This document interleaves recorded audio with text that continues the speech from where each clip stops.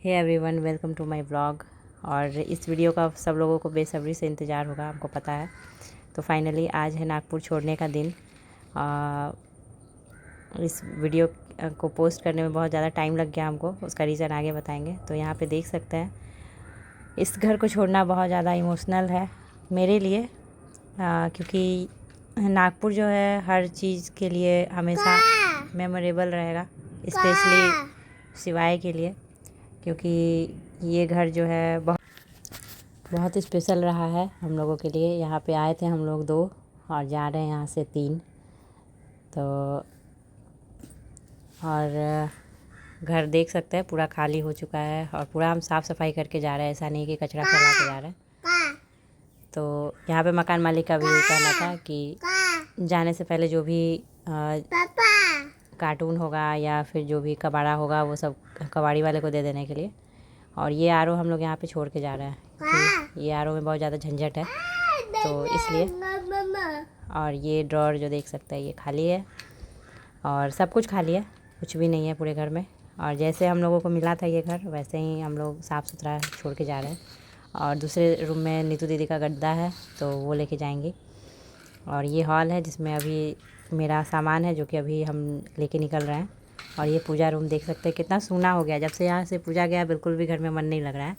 और सबसे ज़्यादा रौनक इसी पूजा से था मेरे घर में, और हमको बहुत अच्छा लगता था। ये मेरा स्पेशल कॉर्नर था जो हम अपने अकॉर्डिंग रखे थे मंदिर को। और ये सारा सामान, और मेरे साथ यही है जिसका हमको बहुत पहले से डर था, वही होने वाला है आज एयरपोर्ट पे। तो सामान देख के तो सब कुछ निकल चुका है। और लास्ट यहाँ पे हो रहा है और शिवाय का विदाई इस घर से, नागपुर से।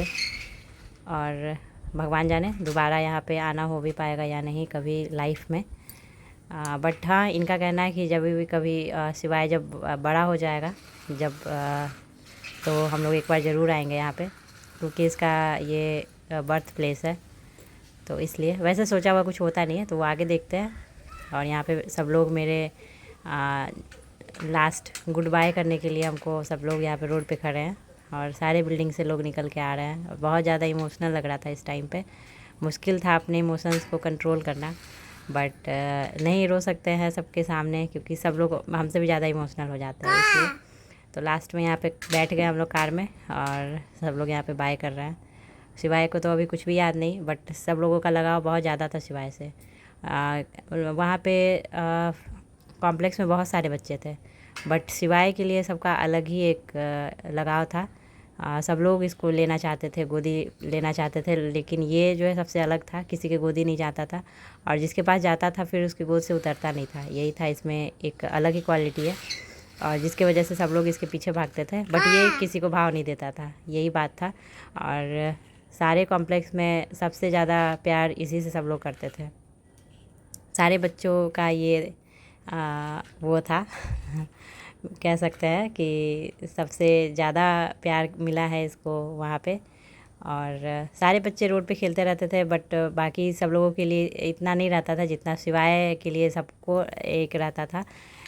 और हो सकता है ये सबसे अलग भी था, सबके पास जल्दी जाता नहीं था, और इसलिए होता है कि जो लोग आसानी से सबके पास चले जाते हैं उसका इतना वैल्यू नहीं होता है, जो लोग किसी के पास भाव खाता है ये, तो इसलिए इसका कुछ ज़्यादा ही सब लोग आगे पीछे इसके करते थे। बेटा तो यहाँ पे आ चुके हैं हम लोग एयरपोर्ट, और ये वॉइस ओवर करने नहीं दे रहा है, इसका आवाज़ सुन सकते हैं। ऐसे बुलवाने पे ये बोलता नहीं है, बट हमको जहाँ भी ये वॉइस ओवर करते सुन लेता है, तो बस मम्मा पापा इसका स्टार्ट हो जाता है। और यहाँ पे सब लोग कार में बैठे हैं। लास्ट बार सब लोग हमको गए थे छोड़ने के लिए एयरपोर्ट, ऐसा सब लोगों के साथ होता नहीं है। तो यहाँ पे देख रहे हैं, देबू है, प्रीति है, नीतू दीदी है, और नीतू दीदी और सारे बच्चे हैं साथ में। और ये भैया ही हम लोगों को छोड़ने के लिए गए थे।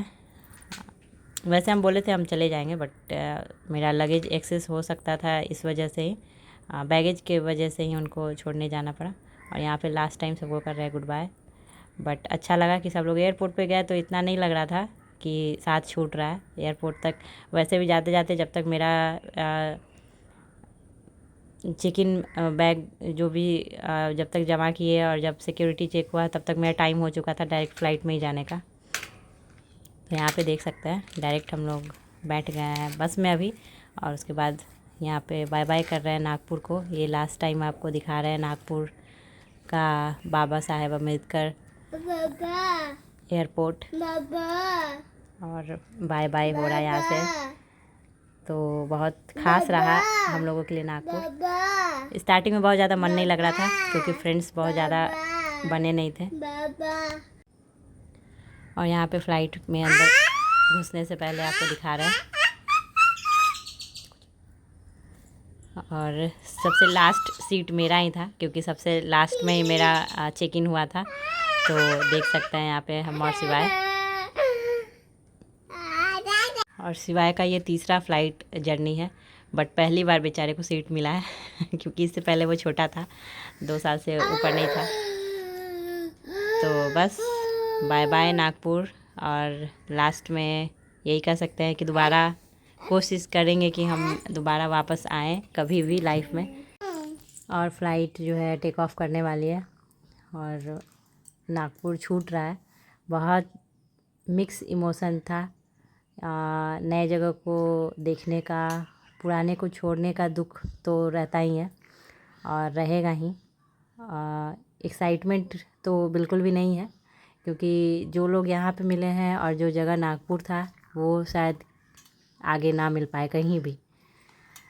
तो बस यहाँ पे फ़्लाइट टेक ऑफ हो चुका है, और इस बार फ़्लाइट से ट्रैवल करने का थोड़ा सा डर ज़्यादा है क्योंकि जो अहमदाबाद में क्रैश हुआ है उसके बाद फ़्लाइट से ट्रैवल करना बहुत आसान नहीं लगता है। वीडियो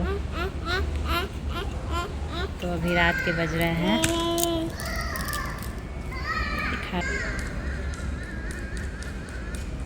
देख सकते हैं। प्रूफ के लिए टाइम दिखाना पड़ता है, नहीं तो लोग सोचेंगे कि इसी तरफ फेंक रही है। तो अभी 1:30 बजा है और अभी हम हैं बेंगलोर एयरपोर्ट पे, और सुबह 7:55 में नेक्स्ट फ़्लाइट है। तो वेट करना पड़ रहा है और बहुत ज़्यादा प्रॉब्लम है। ये भी अभी तक सो नहीं रहा है, वो उम्मीद नहीं है कि ये सोएगा, इसका बदमाशी चल रहा है और सोने के लिए कुछ वैसा है भी नहीं। देख सकते हैं इस तरह से कि आप बस बैठ सकते हैं।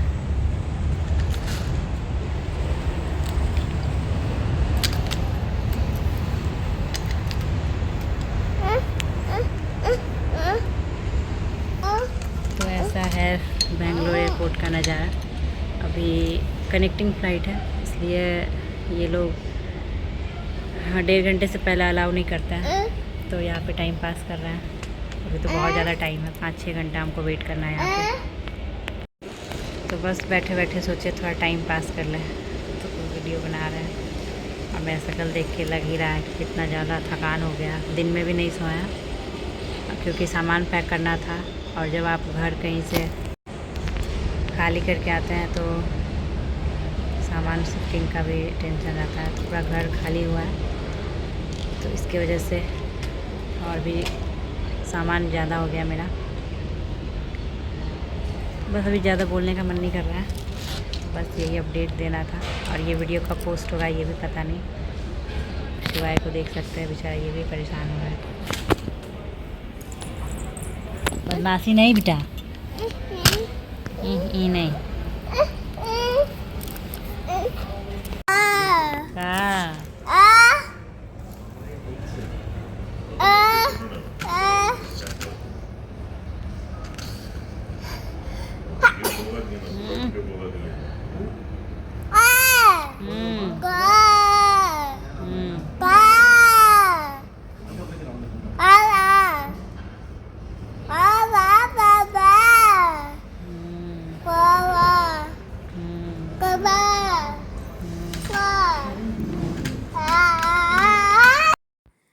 तो बेंगलोर एयरपोर्ट पे ले ओवर बहुत लंबा है हम लोगों का, 7 घंटे का, और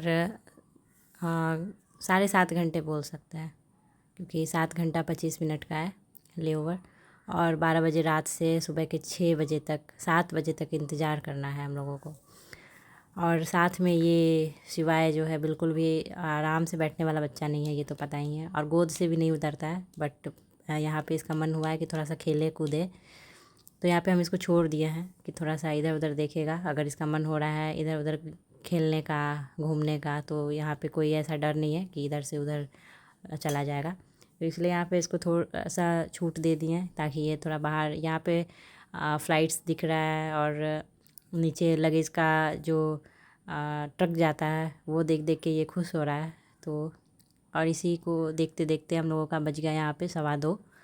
तो इसी तरह से धीरे धीरे करके टाइम कट रहा है किसी तरह से। बहुत ज़्यादा मुश्किल है अगर आप बेबी के साथ ट्रैवल कर रहे हैं और नाइट में, और ये बेबी जो बिल्कुल भी सोता नहीं है बाहर आने के बाद, तो और भी ज़्यादा मुश्किल होगा आपके लिए।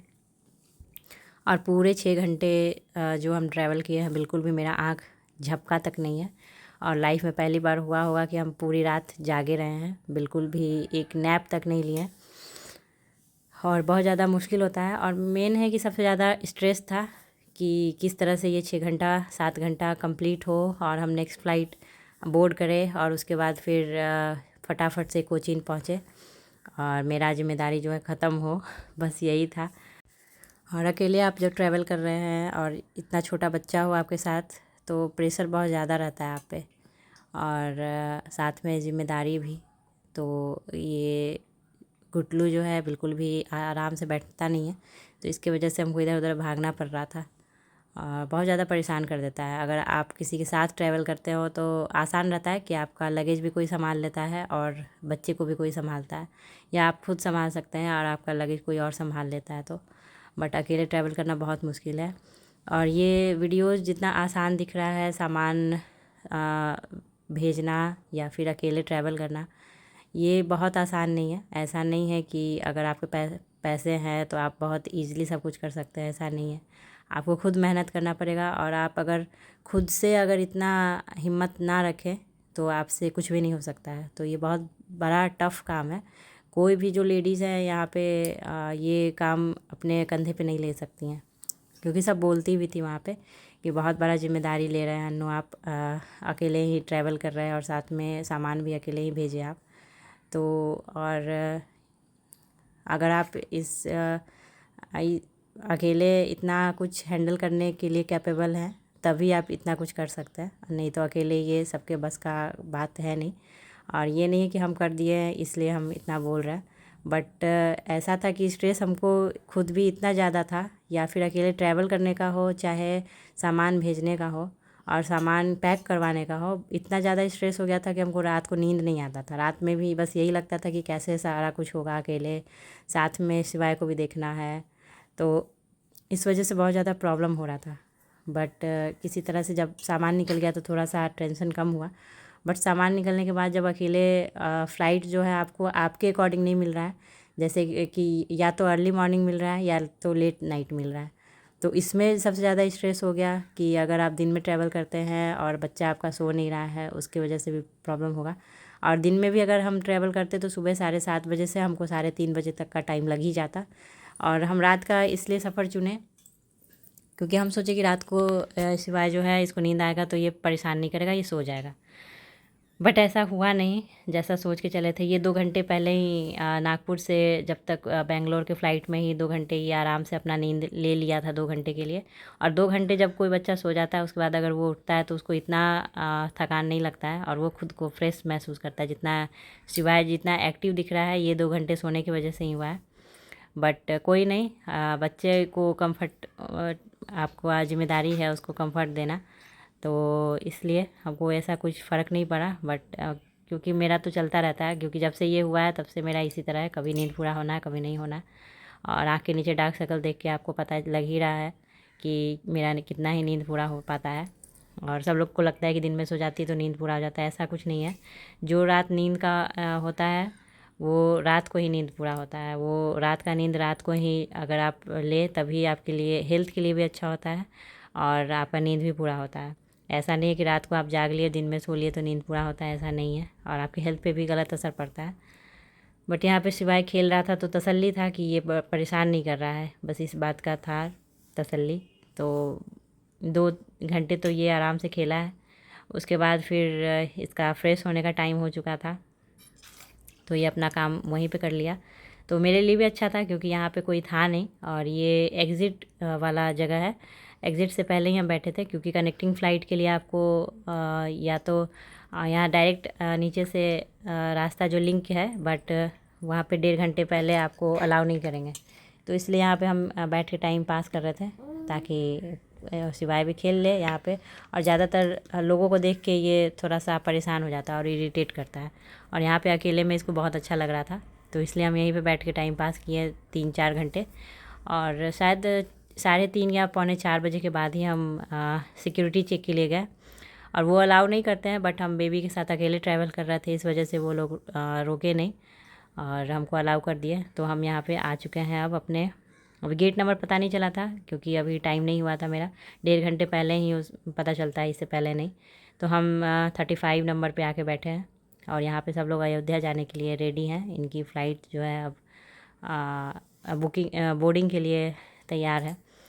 तो यहीं पे हम बैठ के टाइम पास कर रहे थे ताकि मेरा भी पता चले कि, और यहाँ पे एक सबसे बड़ा बात था कि मेरा फ़ोन जो है बैटरी फ़ोन का लो हो गया था, तो हम इसलिए यहाँ पे चार्जिंग पॉइंट के पास ही आके बैठे थे ताकि हम चार्ज भी कर लें।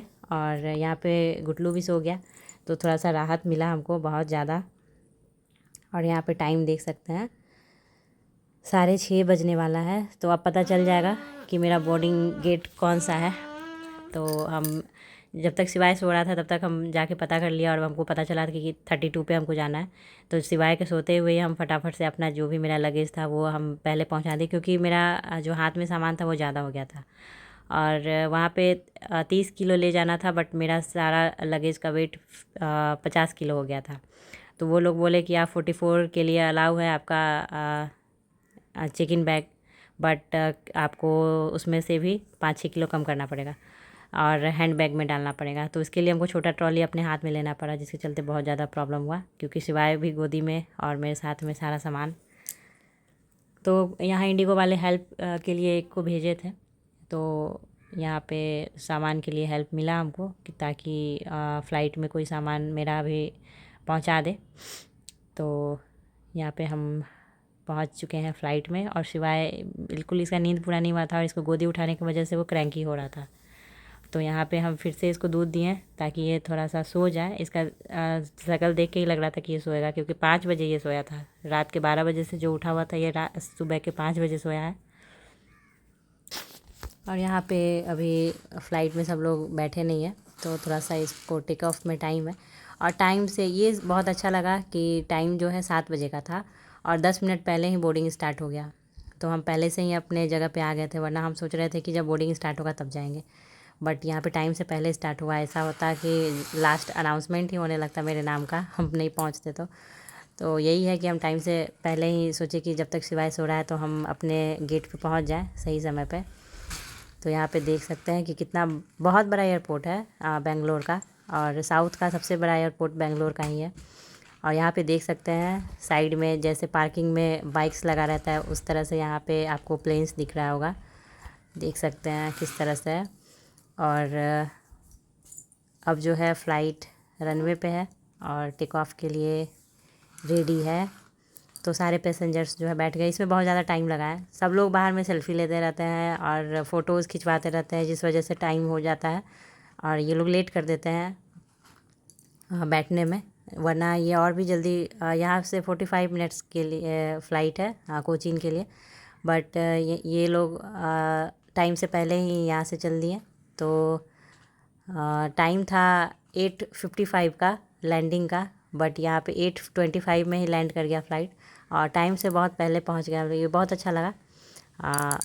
मतलब ऐसा नहीं है, बहुत सारी फ़्लाइट्स जो है डिले के लिए फ़ेमस है, बट ये इंडिगो से हम जितनी बार भी गए हैं ये टाइम से पहले पहुँचाती है। तो ये अच्छा लगा इस फ़्लाइट का जो एक प्लस पॉइंट है।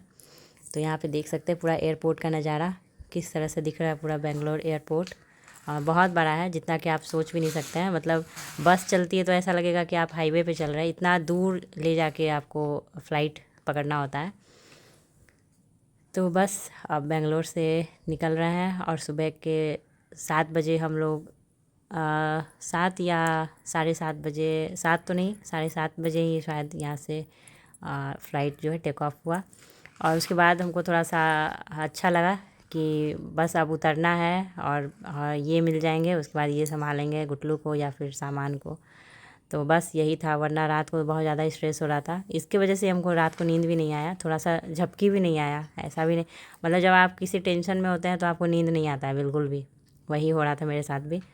और तो टेक ऑफ करने के बाद बाहर का नज़ारा देख सकते हैं, ये पूरा ग्रीनरी। साउथ में ज़्यादातर आपको ग्रीनरी देखने को मिलेगा और यहाँ पे बहुत ज़्यादा पॉल्यूशन नहीं है, जिसकी वजह से सब कुछ क्लियर दिखता है सुबह सुबह। और बस अब हम लोग आ चुके हैं बादलों में, तो अब ज़्यादा हम रिकॉर्ड कुछ करेंगे भी नहीं। और नीचे का देख सकते हैं नज़ारा। और खिड़की से बाहर देखने पे हमको ऐसा है कि जिन लोगों को मोशन सिकनेस का प्रॉब्लम होता है उनको फ़्लाइट में भी उल्टी आने लगती है, इसलिए हम बाहर ज़्यादा कुछ ना तो रिकॉर्ड किए और ना ही देखे। और विंडो सीट पे इसलिए हम गुटलू को ही बैठाए थे, सुलाए थे। और क्योंकि हम अगर विंडो सीट पे बैठते तो हमको बहुत ज़्यादा सफोकेशन लगता है, और इसलिए हम मिडिल पे ही बैठे थे ताकि हमको थोड़ा सा अच्छा लगे, फ्रेश फ्रेश लगे। और अगर आप विंडो सीट पे बैठ जाते तो ऐसा लगे किसी कोने में पकड़ लिए, और बहुत ज़्यादा दिक्कत होता है हमको कॉर्नर सीट में। तो इसलिए गुटलू सोया था और बीच में हम आराम से बैठे थे। और यहाँ से हम विंडो से नहीं, जूम करके हम साइड से ही वीडियो ले रहे हैं, और बिल्कुल भी विंडो के पास नहीं थे, वरना मेरा मन ख़राब हो जाता है, बिल्कुल उल्टी करने का मूड हो जाता है मेरा। तो इस वजह से हम डर से ही दूर थे। और यहाँ पे पूरा बादल आ चुका है और अब आपको नीचे कुछ भी नहीं दिखाई देगा, तो इसलिए अब हम सोचे कि थोड़ा सा कैमरा बंद करते हैं और थोड़ा सा झपकी ले ही लेते हैं आधे घंटे के लिए, क्योंकि फ़्लाइट को लैंड करने में अभी टाइम है। तो यहाँ पे सिवाय भी सो ही रहा है, अभी आपको दिखाते हैं, ये भी सो चुका है। ये तो बिल्कुल टेक ऑफ से पहले ही सो गया था, तो इसके लिए हमको कोई प्रॉब्लम नहीं हुआ। और तो टाइम हो चुका है कोचीन एयरपोर्ट उतरने का, और अनाउंसमेंट हो चुका है कि अब हम पहुंचने वाले हैं। तो हम सोचे कि क्यों ना फिर से वीडियो बना लें, और हम थोड़ा सा नींद ले लिए थे अपना। और ऊपर से देख सकते हैं पूरा पानी पानी ही दिख रहा है, तो ये पता चल रहा है कि आप आ चुके हैं केरल में। और ऊपर से व्यू बहुत अच्छा आ रहा है। और ये अलग है कि आपको यहाँ केरल में ऊंची ऊंची फ्लैट्स नहीं देखने को मिलेगा, बिल्कुल भी नहीं। यहाँ पे बहुत ज़्यादा ऊंचे पे फ्लैट नहीं बनता है, और बहुत ज़्यादा आपको यहाँ पे होटल्स देखने को मिलेगा बड़ा बड़ा, बट कोई भी फ्लैट जो है या फिर कोई घर जो भी लोग बनाते हैं वो बहुत ज़्यादा ऊंचा नहीं है। 3rd फ्लोर से ऊपर कोई घर बनता ही नहीं है यहाँ पे, तो देखे नहीं हम अभी तक। और बाकी का तो आपके साथ आगे शेयर करेंगे, वरना यहाँ पे तो दिखा नहीं अभी तक इतना ऊंचा रहने के लिए किसी कोई भी आदमी घर बनाया हो। तो बस यही है, यहाँ पे 1st फ्लोर और ग्राउंड फ्लोर पे ही लोग रहते हैं ज़्यादातर। और ये भी हो सकता है कि यहाँ पे ये थोड़ा सा आउटर में है एयरपोर्ट, और मेन सिटी में क्या है वो तो आपको आगे बताएंगे, यहाँ रहने के बाद पता चलेगा। तो प्लेन से देख के हमको यही लगा कि यहाँ पे बहुत ज़्यादा ऊंची ऊंची बिल्डिंग नहीं है, तो देख के बहुत अच्छा लग रहा है। ऊपर से हरियाली हरियाली पूरा दिख रहा है, और इतना ग्रीनरी शायद ही आपको किसी और स्टेट में दिखने को मिले। तो हर चीज़ से अच्छा है ये केरल, बट टूरिज़्म के लिए ज़्यादा ही अच्छा है रहने के कंपैरिजन में। तो बस अब यहाँ पे लैंड होंगे, और आगे जो वहाँ का वीडियो होगा या व्लॉग्स होगा वो आपके साथ शेयर करते रहेंगे। तो आप भी मेरे वीडियोस को ज़रूर फॉलो कीजिएगा और सब्सक्राइब कीजिएगा चैनल को, अगर आप पहली बार देख रहे हैं तो। और अगर आप यहाँ तक देख लिए होंगे तो आप ज़रूर इस वीडियो को देखने के लिए इंटरेस्टेड होंगे, तभी आप यहाँ तक देख रहे हैं वीडियो को। तो सब लोगों के साथ शेयर कीजिए और बने रहिएगा मेरे ब्लॉग में। और अब लैंड करने के बाद आपको दिखाते हैं यहाँ का नज़ारा। तो फाइनली अब ये प्लेन जो है लैंड करते हुए आपको डायरेक्ट सामने में देखने को मिल रहा है, ये कोचीन एयरपोर्ट का नज़ारा। और इस तरह से जो हट के डिज़ाइन में जो बनाया हुआ रहता है, यहाँ का हर घर आपको देखने को मिलेगा इसी डिज़ाइन में, बहुत अच्छा लगता है देख के। और एयरपोर्ट भी जो है बहुत पुराना है, वो सामने देख सकते हैं कोचीन इंटरनेशनल एयरपोर्ट लिखा हुआ है। ये भी एयरपोर्ट बहुत बड़ा है। और इंटरनेशनली ये ज़्यादा फेमस है। इधर के जो भी लोग जाते हैं ये कोचीन से ही सब लोग फ़ॉरेन के लिए फ़्लाइट पकड़ते हैं। और जैसे हम लोगों की तरफ सबको ज़्यादातर दिल्ली जाना पड़ता है, उसी तरह से ये कोचीन भी बहुत ज़्यादा बड़ा एयरपोर्ट है इंटरनेशनल एयरलाइंस के लिए। तो बस अब लैंड कर चुके हैं और अभी फिर से हमको यही टेंशन हो रहा है कि थोड़ा हेल्प मिल जाए और मेरा सामान कोई छोड़ दे बाहर तक। तो अच्छा रहा, यहाँ भी हेल्प मिल गया। और अब हम लोग निकल रहे हैं बाहर, और एक हाथ में गुटलू एक हाथ में सामान। ये बिल्कुल भी नीचे पैदल नहीं चलना चाह रहा है। और ये एक और भी बात है कि ये सो के उठा है, इस वजह से भी।